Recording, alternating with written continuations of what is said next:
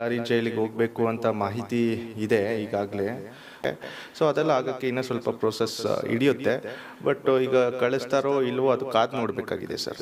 ಈಗಿನ ಮಟ್ಟಕ್ಕೆ ಗುಮಾನಿ ಅಂತೂ ಇದೆ, ಅದು ದರ್ಶನ್ ಅವ್ರನ್ನ ಬಳ್ಳಾರಿ ಜೈಲಿಗೆ ಶಿಫ್ಟ್ ಮಾಡಬೇಕು ಅಂತ ಹೇಳ್ಬಿಟ್ಟು. ನಮ್ಮ ಜೊತೆ ಅಡ್ವೊಕೇಟ್ ಕಾರ್ತಿಕ್ ಅವರಿದ್ದಾರೆ. ಸರ್ ನಮಸ್ತೆ ಸರ್. ಏನಂದರೆ ಸರ್, ಈಗ ದರ್ಶನ್ ಅವ್ರ ಕೇಸ್ ಏನಿತ್ತು, ಕೆಲವೊಂದು ಊಹಾಪೋಹಗಳು ಓಡಾಡ್ತದೆ, ಅದ್ರ ಬಗ್ಗೆ ನಮಗೆ ಒಂದು ಕ್ಲಾರಿಟಿ ಬೇಕಾಗಿತ್ತು. ಅಂದರೆ ದರ್ಶನ್ ಅವರು ಅಂದರೆ ಬಳ್ಳಾರಿ ಜೈಲಿಗೆ ಹೋಗ್ತಾರೆ ಅಂತ ಹೇಳ್ಬಿಟ್ಟು ಒಂದು ಸೋಷಿಯಲ್ ಮೀಡಿಯಾ ಆಗಿರ್ಬೋದು ಎಲ್ಲ ಕಡೆ ಬರ್ತಾ ಇದೆ.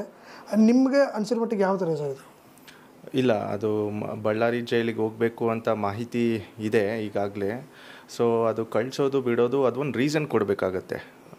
ಅದೊಂದು ನ್ಯಾಯಬದ್ಧವಾದ ರೀಸನ್ಸು ಇವರು ಯಾರು ಪ್ರಾಸಿಕ್ಯೂಷನ್ ಏಜೆನ್ಸಿ ಇರ್ತಾರೆ ಅವರು ಕೋರ್ಟಿಗೆ ಒಂದು ಅರ್ಜಿಯನ್ನು ಸಲ್ಲಿಸ್ಬಿಟ್ಟು ಈ ರೀಸನ್ಗೋಸ್ಕರ ನಾವು ದರ್ಶನನ್ನು ಅಲ್ಲಿ ಬಳ್ಳಾರಿ ಜೈಲಿಗೆ ಕಳಿಸ್ಬೇಕಾಗತ್ತೆ ಅಂತ ಕೊಡಬೇಕಾಗತ್ತೆ. ಆ ಕೋರ್ಟ್ ಪರ್ಮಿಷನ್ ಬೇಕಾಗುತ್ತೆ ಅದಕ್ಕೆ. ಸೊ ಅದೆಲ್ಲ ಆಗೋಕ್ಕೆ ಇನ್ನೂ ಸ್ವಲ್ಪ ಪ್ರೋಸೆಸ್ ಹಿಡಿಯುತ್ತೆ. ಬಟ್ ಈಗ ಕಳಿಸ್ತಾರೋ ಇಲ್ವೋ ಅದು ಕಾದು ನೋಡಬೇಕಾಗಿದೆ ಸರ್, ಕಾದು ನೋಡಬೇಕಾಗಿದೆ. ಮೇಯ್ನ್ಲಿ ಯಾವ ರೀಸನ್ಸ್ಗೋಸ್ಕರ ಟ್ರಾನ್ಸ್ಫರ್ ಆಗುತ್ತೆ ಯೂಶ್ವಲಿ ಅಂತ ಹೇಳಿದ್ರೆ, ಏನಾದರೂ ಈ ಜೈಲಲ್ಲಿ ಹಿಂದೆ ಕೇಸ್ಗಳಾಗಿ ಅದೇನಾದರೂ ತುಂಬ ಪ್ರಾಮುಖ್ಯತೆ ತಗೊಂಡಿದ್ದರೆ ಅದರಿಂದ ಬೇಕಾದ್ರೆ ಒಂದು ಅರ್ಜಿ ಸಲ್ಲಿಸ್ಬಿಟ್ಟು ಪೊಲೀಸ್ ಅವ್ರ ಕಡೆಯಿಂದ, ಪ್ರಾಸಿಕ್ಯೂಷನ್ ಏಜೆನ್ಸಿ ಕಡೆಯಿಂದ ಈ ಥರ ಇದೆ, ಇವರು ತುಂಬ ಪ್ರಭಾವಿಗಳು, ಸೊ ಇವ್ರನ್ನ ಬಳ್ಳಾರಿ ಜೈಲಿಗೆ ಕಳಿಸ್ಬೇಕು ಅಂತ ಅದೊಂದು ರೀಸನ್ ಇಡ್ಬೋದು. ಆಮೇಲೆ ಮತ್ತೊಂದು ಸೆಕ್ಯೂರಿಟಿ ರೀಸನ್ಸ್ ಇರ್ಬೋದು. ಸೊ ಇನ್ನು ಮೆಡಿಕಲ್ ರೀಸನ್ಸು. ಸೊ ಇವೆಲ್ಲ ಒಂದು ಕಾರಣಗಳಾಗಿ ಇಟ್ಕೊಂಡು ಒಂದು ಅರ್ಜಿನ ಸಲ್ಲಿಸ್ಬಿಟ್ಟು ಅವರು ಆ ಅರ್ಜಿ ಆರ್ಡರ್ ಏನಿದೆ, ಆ ಕೋರ್ಟ್ ಆರ್ಡರು, ಆ ಆರ್ಡರ್ ಪ್ರಕಾರವಾಗಿ ನಡ್ಕೊಬೇಕಾಗತ್ತೆ. ಅದು ಅಕ್ಸೆಪ್ಟು ಆಗ್ಬೋದು, ರಿಜೆಕ್ಟು ಆಗ್ಬೋದು. ಯಾಕಂದರೆ ಈಗ ಟ್ರಯಲ್ ಸ್ಟೇಜ್ ಇರೋದ್ರಿಂದ ಇನ್ನು ಹಿಯರ್ ಬಿಫೋರ್ ಚಾರ್ಜೇನು ಈ ಕೇಸಲ್ಲಿ ಆಗಿಲ್ಲ. ಸೊ ಇವಾಗ ಹೋದರೆ ಏನಾಗುತ್ತೆ, ಬಳ್ಳಾರಿ ಜೈಲಿಗೆ ಇನ್ ಕೇಸ್ ಹೋದರೆ ಇಲ್ಲಿ ಕೇಸ್ ನಡೆಸೋಕ್ಕೆ ತುಂಬ ಇದಾಗುತ್ತೆ, ಪ್ರಾಬ್ಲಮ್ ಆಗುತ್ತೆ. ಯಾಕಂದರೆ ಅವ್ರ ಪರವಾದ ವಕೀಲರು ಹೋಗಿ ಅವ್ರನ್ನ ಭೇಟಿ ಮಾಡಬೇಕಾಗಿರುತ್ತೆ. ಯಾಕಂದರೆ ಇದು ವಿಚಾರಣೆ ಸ್ಟೇಜಲ್ಲಿ ಇರೋದ್ರಿಂದ ಕೇಸು ಅವ್ರನ್ನ ಭೇಟಿ ಮಾಡಬೇಕಾಗಿರುತ್ತೆ, ಅವರಿಂದ ಮಾಹಿತಿಗಳು ಪಡಿಬೇಕಾಗಿರುತ್ತೆ. ಸೊ ಆದ್ದರಿಂದ ಅವರು ಇಲ್ಲಿದ್ದರೆ ಟ್ರಯಲ್ಗೆ ಮತ್ತು ಕೇಸ್ಗೆ ಅನುಕೂಲ ಆಗಿರುತ್ತೆ. ಅಲ್ಲಿ ಹೋದರೆ ಅದು ವಕೀಲರು, ಅವ್ರ ಪರವಾದ ವಕೀಲರಿಗೂ ಕಷ್ಟ ಆಗುತ್ತೆ. ಇಲ್ಲಿಂದ ಬೆಂಗಳೂರಿಂದ ಬಳ್ಳಾರಿ ಜೈಲಿಗೆ ಹೋಗೋದು, ಮತ್ತು ಮಾಹಿತಿಗಳನ್ನ ಪಡ್ಕೊಂಡು ತಿರ್ಗಾ ಬರೋದು, ತಿರ್ಗಾ ಕೋರ್ಟ್ಗಳಲ್ಲಿ ವಾದ ಮಾಡೋದು. So it will become A very long process. So ಇದು ಏನಾಗುತ್ತೆ ಕಾದು ನೋಡಬೇಕಾಗಿದೆ. ಬಟ್ ಈಗಿನ ಮಟ್ಟಕ್ಕೆ ಗುಮಾನಿ ಅಂತೂ ಇದೆ, ಅದು ದರ್ಶನ್ ಅವ್ರನ್ನ ಬಳ್ಳಾರಿ ಜೈಲಿಗೆ ಶಿಫ್ಟ್ ಮಾಡಬೇಕು ಅಂತ ಹೇಳ್ಬಿಟ್ಟು. ಸರ್, ಏನು ಅಂದರೆ ಈಗ ಅಂದರೆ ಒಂದು ಜೈಲಿಂದ ಇನ್ನೊಂದು ಜೈಲಿಗೆ ಶಿಫ್ಟ್ ಮಾಡಬೇಕು ಅಂದರೆ ಯಾರು ಅದನ್ನು, ಅಂದರೆ ಕೇಸ್ ಥರ ಅಂದರೆ ಯಾರು ಅದನ್ನ ಫೈಲ್ ಮಾಡಬೇಕು ಅಂತ, ಪೊಲೀಸ್ ಅವ್ರು ಮಾಡಬೇಕಾ, ಏನು ಯಾರು ಮಾಡ್ತಾರೆ? ಇಲ್ಲ, ಪೊಲೀಸ್ ಅವರು ಪ್ರಾಸಿಕ್ಯೂಷನ್ ಏಜೆನ್ಸಿ ಮೂಲಕ ಮಾಡಬೇಕಾಗುತ್ತೆ. ಅವರು ಒಂದು ಅರ್ಜಿನ ಸಲ್ಲಿಸಬೇಕಾಗುತ್ತೆ. ಈಗ ಯಾವ ಕೋರ್ಟಲ್ಲಿದೆ ಆ ಕೋರ್ಟಲ್ಲಿ ಯಾವ ಕಾರಣಕ್ಕೆ ನಮಗೆ ದರ್ಶನ್ ಅವರು ಇಲ್ಲಿ ಬೇಡ ಬಳ್ಳಾರಿ ಜೈಲಿಗೆ ಕಳಿಸ್ಬೇಕು ಅಂತ ಹೇಳ್ಬಿಟ್ಟು ಅವರು ಒಂದು ಅರ್ಜಿನ ಸಲ್ಲಿಸಬೇಕಾಗತ್ತೆ. ಅವ್ರು ಸಲ್ಲಿಸಿದಾದ್ಮೇಲೆ ಅದು ವಿಚಾರಣೆಗೆ ಬರುತ್ತೆ. ಇವ್ರ ಪರವಾದ ವಕೀಲರು ಇಲ್ಲ ಬೇಡ ಅಂತ ಅಬ್ಜೆಕ್ಷನ್ ಮಾಡ್ಬೋದು, ಅದಕ್ಕೆ ಅಬ್ಜೆಕ್ಷನ್ನು ಫೈಲ್ ಮಾಡ್ಬೋದು. ಅದಾದ ನಂತರ ವಾದ ವಿವಾದಗಳಾದಮೇಲೆ ಅದಕ್ಕೊಂದು ಆರ್ಡರ್ ಹೊರಹಾಕುತ್ತೆ ಮಾನ್ಯ ಸೆಷನ್ಸ್ ಕೋರ್ಟು. ಆ ಆರ್ಡರಲ್ಲಿ ಏನು ಬರುತ್ತೆ ಅದೇ ಫೈನಲ್ಲು. ಸರ್, ಇನ್ನೊಂದು ಬಳ್ಳಾರಿ ಜೈಲಿಗೆ ಯಾಕೆ ಅಂತ, ಏನಾದರೂ ಬೇರೆ ಬೇರೆ ಜೈಲಿಗೂ ಕಳಿಸ್ಬೋದಾ, ಏನಾದ್ರು ಮೇನಾಗಿ ಇದಕ್ಕೆ ಕಳಿಸ್ಬೇಕು ಅಂತ ಏನಾದ್ರು ಇರುತ್ತಾ ಸರ್? ಇಲ್ಲ, ಈ ಹಿಂದೆ ಬಳ್ಳಾರಿ ಜೈಲಿಗೆ ಅವರು ಹೋಗಿದ್ದರಿಂದ ಈ ಹಿಂದೆ ಒಂದು ಕೇಸ್ ಆಗಿತ್ತು, ಫೋನ್ ಯೂಸ್ ಮಾಡಿರುವಂಥ ಕೇಸ್ ಆಗಿತ್ತು. ಆ ಕೇಸಲ್ಲಿ ಬೇರೆ ಅವರೆಲ್ಲ ಇನ್ವಾಲ್ವ್ ಆಗಿದ್ದರು. ಅದು ಬೇರೆ ಕ್ರೈಮ್ ನಂಬರು. ಆ ಕ್ರೈಮ್ ನಂಬರಲ್ಲಿ ನಾನು ಒನ್ ಆಫ್ ದಿ ಅಕ್ಯೂಸ್ಡ್ಗೆ ವಕೀಲರಾಗಿದ್ದೀವಿ ನಾವು. ಸೊ ಆ ಎಲ್ಲ ಒಂದು ಡೆವಲಪ್ಮೆಂಟ್ ಇನ್ನು ಇಟ್ಕೊಂಡು ಬೇಕಾದ್ರೆ ಇಲ್ಲಿದ್ದರೆ ತಿರ್ಗಾ ಅವರು ಅದೇ ಒಂದು ಲಕ್ಸುರಿನೆಸ್ ಸಿಗುತ್ತೆ ಅವ್ರಿಗೆ ಅಂತ ಹೇಳ್ಬಿಟ್ಟು ಬೇಕಾದ್ರೆ ಅರ್ಜಿನ ಸಲ್ಲಿಸ್ಬಿಟ್ಟು ಟ್ರಾನ್ಸ್ಫರ್ ಮಾಡೋದಕ್ಕೆ ಬೇಕಾದ್ರೆ ಇದು ಮಾಡಬಹುದು. ಮಾಡ್ತಾ ಇದ್ದಾರೋ ಏನೋ ಗೊತ್ತಿಲ್ಲ. But this is the thing. ಈಗ ನಡೀತಾ ಇರೋ ಎಲ್ಲ ಬೆಳವಣಿಗೆಗಳ ಪ್ರಕಾರ ಎಷ್ಟು ಪರ್ಸೆಂಟೇಜ್ ಏನಾದ್ರು ಹೋಗ್ಬೋದು ಅಥವಾ ಆ ರೀತಿ ಏನಾದ್ರು ಹೇಳೋಕ್ಕಾಗತ್ತೆ ಸರ್? ಅದು ಬಟ್ ಈಗಿನ ಮಟ್ಟಿಗೆ ಮಾಹಿತಿ ಅಂತೂ ಇದೆ. ಬಟ್ ನಮ್ಮ ಕ್ಲೈಂಟ್ಸ್ ಅದು ಯಾವುದು ಹೇಳಿದೆ ನಾನು, ಫೋನಿನ ಕೇಸು ಇರೋದ್ರಿಂದ.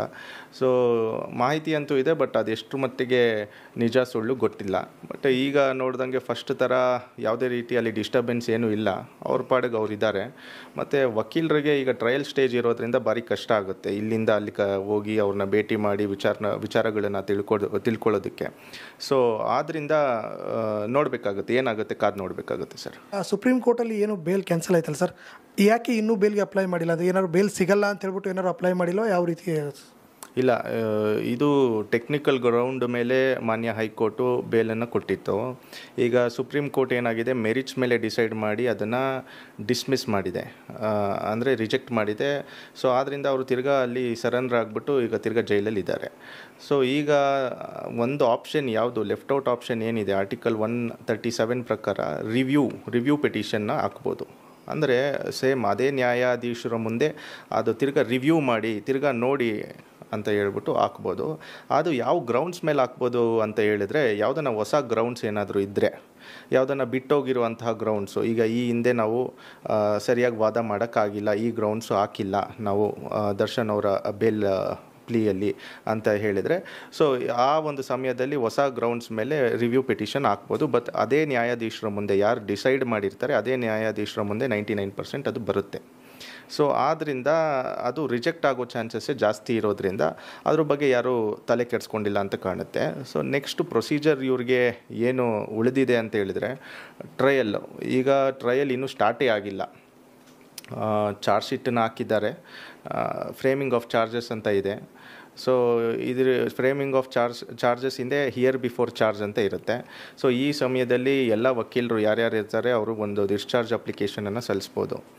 ಡಿಸ್ಚಾರ್ಜ್ ಅಪ್ಲಿಕೇಶನ್ ಸಲ್ಲಿಸಿದ್ರೆ, ಅಂದರೆ ಟ್ರಯಲ್ ಏನಿದೆ ಮುಂದೆ ಏನು ಬರುತ್ತೆ ಟ್ರಯಲ್ಲು, ಆ ಟ್ರಯಲಲ್ಲಿ ಸಫಿಷಿಯಂಟ್ ವಿಟ್ನೆಸಸ್ಸು ಮತ್ತು ಈ ಕೇಸು ಜಾಸ್ತಿ ಸ್ಟ್ರಾಂಗ್ ಇಲ್ಲ, ಸೊ ನಾವು ಇದನ್ನು ಡಿಸ್ಚಾರ್ಜ್ ಮಾಡ್ಬೋದು. ಡಿಸ್ಚಾರ್ಜ್ ಅಪ್ಲಿಕೇಶನ್ ಹಾಕಿ ಡಿಸ್ಚಾರ್ಜ್ ಅಪ್ಲಿಕೇಶನ್ ಮೂಲಕ ಡಿಸ್ಚಾರ್ಜ್ ಮಾಡ್ಬೋದು. This is not a fit case to examine ಅಂತ ಹೇಳ್ಬಿಟ್ಟು ಅವರು ಬೇಕಾದ್ರೆ ಡಿಸ್ಚಾರ್ಜ್ ಅಪ್ಲಿಕೇಶನನ್ನು ಸಲ್ಲಿಸ್ಬೋದು ಕೋರ್ಟಿಗೆ. ಅದಕ್ಕೆ ಸರ್ಕಾರದ ಪರವಾಗಿ ಅಬ್ಜೆಕ್ಷನನ್ನು ಸಲ್ಲಿಸ್ತಾರೆ, ಆಮೇಲೆ ಆರ್ಗ್ಯುಮೆಂಟ್ಸ್ ಆಗುತ್ತೆ.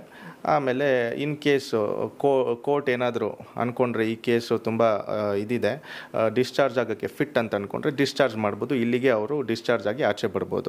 ಇದೇನಾದರೂ ಇಲ್ಲಿ ರಿಜೆಕ್ಟ್ ಆಗಿ ಆ ಡಿಸ್ಚಾರ್ಜ್ ಅಪ್ಲಿಕೇಶನ್ನು ಏನಾದರೂ ಆ ವಕೀಲರು ಏನಾದರೂ ಕಾನ್ಫಿಡೆಂಟ್ ಇದ್ದಲ್ಲಿ ಹೈಕೋರ್ಟ್ ಕೂಡ ಅದಕ್ಕೆ ಡಿಸ್ಚಾರ್ಜ್ ಅಪ್ಲಿಕೇಶನ್ಗೆ ತೊಗೊಂಡು ಹೋಗ್ಬೋದು.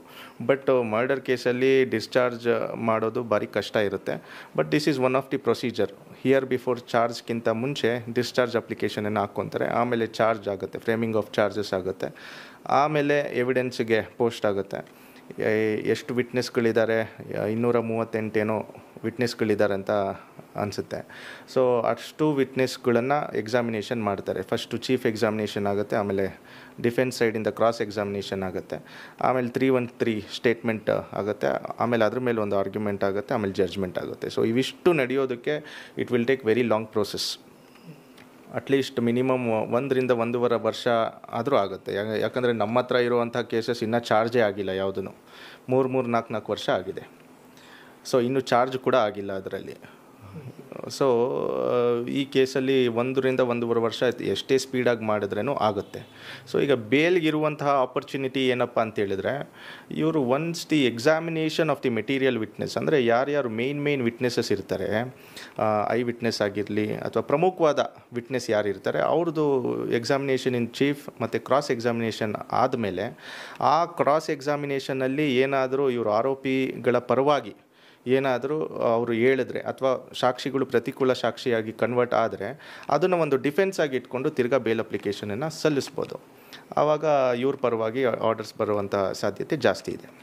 ಈಗ ಬೇಲ್ ವಿಚಾರಕ್ಕೆ ಬಂದರೆ ಸರ್, ಈಗ A1, A2, A3 ಅಂತ ಇರ್ತಾರೆ, ಯಾರಿಗೆ ಬೇಲ್ ಆಗುವಂಥ ಸಾಧ್ಯತೆಗಳು ಕಡಿಮೆ ಇರುತ್ತೆ ಸರ್? ಇಲ್ಲ, ಅದು ಆ ಥರ ಅಲ್ಲ. ಈಗ ಈ ಕೇಸಲ್ಲಿ 17 ಜನ ಆರೋಪಿಗಳಿದ್ದಾರೆ. ಸೊ ಇದು A1, A2, A3 ಅಂತ ಆ ಥರ ಡಿಫ್ರೆನ್ಷಿಯೇಟ್ ಮಾಡೋಕ್ಕಾಗಲ್ಲ. ಸೊ ಎಲ್ರಿಗೂ 302 ಅಲ್ಲಿ ಇನ್ವೋಕ್ ಆಗಿದೆ.